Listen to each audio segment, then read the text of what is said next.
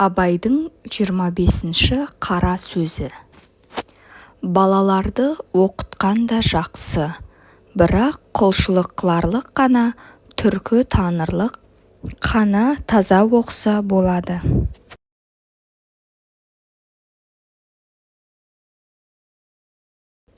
Оның үшін бұл жер дарул харап, мұнда әуелі мал табу керек, онан соң араб, парсы керек. Қарны аш кісінің көңілінде ақыл, бойында ар, ғылымға құмарлық қайдан тұрсын.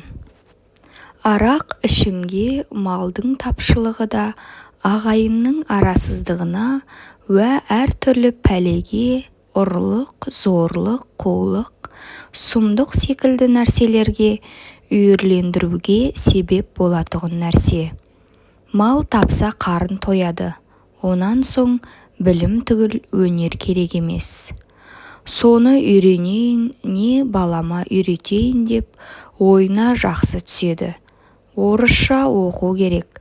Хикмет те, мал да, өнер де, ғылым да бәрі орыста тұр.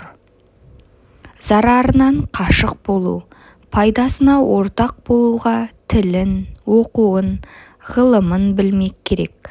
Оның себебі олар дүниенің тілін білді. Мұндай болды. Сен оның тілін білсең, көкірек көзің ашылады. Әр біреудің тілін, өнерін білген кісі оныменен бірдейлік дағуасына кіреді. Аса арсыздана жалынбайды. Дінге де жақсы білгендік керек. Жорғалықпенен көңілін алсам екен деген надан әке-шешесін, ағайын жұртын, дінін, адамшылығын жауырынан бір қаққанға сатады. Тек майордың күлгені керек деп, көзі ашылса да қам жемейді. Орыстың ғылымы, өнері дүниенің кілті. Оны білгенге дүние арзанырақ түседі. Ләкин осы күнде орыс ғылымын баласына үйреткен жандар соның қаруымен тағы қазақты аңдысам екен дейді. Жоқ, олай ниет керек емес. Малды қалай адал еңбек қылғанда табады екен, соны үйретейік. Мұны көріп және үйренушілер көбейсе, ұлықсыған орыстардың жұртқа бірдей законы болмаса, законсыз қорлығына көнбес едік. Қазаққа күзетші болайын деп, біз де ел болып, жұрт білгенді біліп, халық қатарына қосылудың қамын жейік деп ниеттеніп үйрену керек. Қазір де орыстан оқыған балалардан артық жақсы кісі шыға алмай тұр. Себебі ата-анасы, ағайын туғаны бір жағынан бұзып жатыр. Сөйтсе де осы оқыған балалар ана оқымаған қазақ балаларынан үздік, озық. Не қылса да сөзді ұқтырса болады оларға. Жақсы атаның балалары да көп оқыған жоқ. Қайта кедейдің балаларын орысқа қорлап берді. Олар осыдан артық қайда барсын?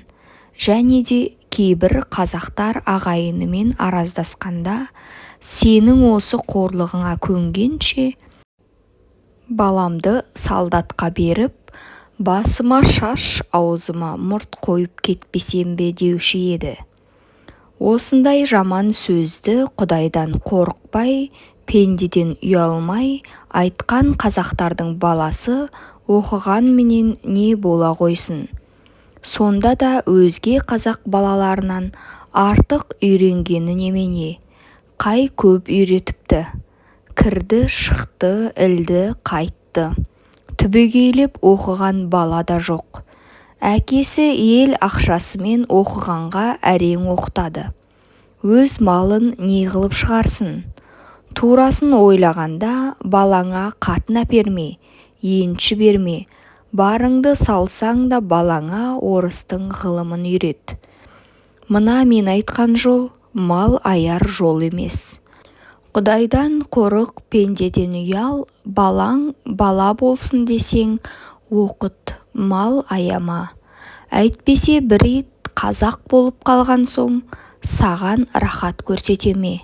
Өзі рахат көре ме? Я жұртқа рахат көрсете ме?